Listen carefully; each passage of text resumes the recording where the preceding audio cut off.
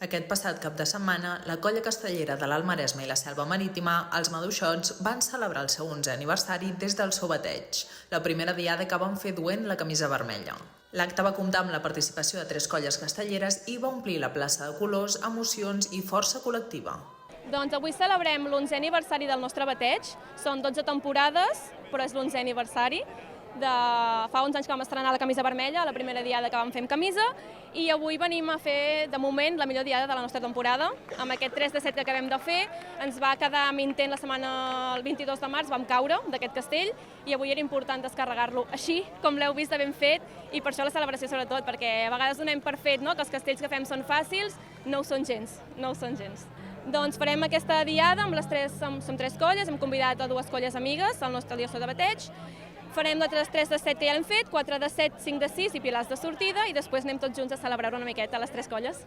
Jo crec que la feina que estem fent a la zona és de compartir la cultura castellera, i llavors hi ha més coneixement, perquè molta gent encara no sap que som la colla de Blanes, igual que som la colla de Tordera, de Palafolls o de Calella, hi ha gent que encara no ho sap, i estem fent aquesta feina de difusió una miqueta, i cada vegada ens costa menys a fer que la gent vingui, que vulguin provar, sobretot. El difícil és fer-los provar, perquè potser és una cosa molt exòtic o què estem fent. I això cada vegada ens costa menys i això fa que vingui més gent a la colla.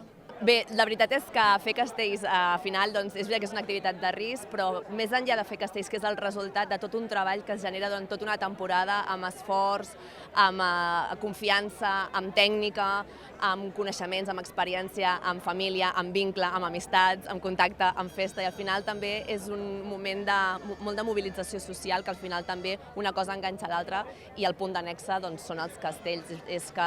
És evident que és una activitat on hi té cabuda moltíssima gent de qualsevol mena d'edat.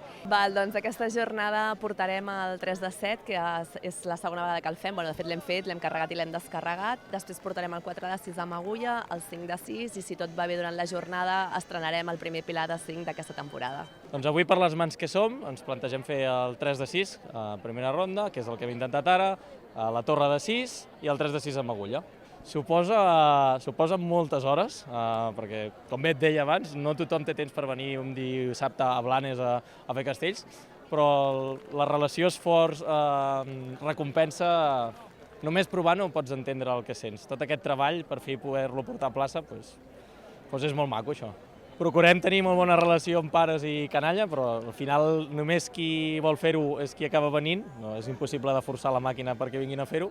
És complicat, sobretot perquè creixen i els has d'anar recol·locant, però per lo de més és molt maco tenir una canalla així de motivada que vulgui venir a fer una tradició tan maca com som els castells. Des de les diferents colles es treballa per compartir la cultura castellera i que cada cop hi hagi més coneixement.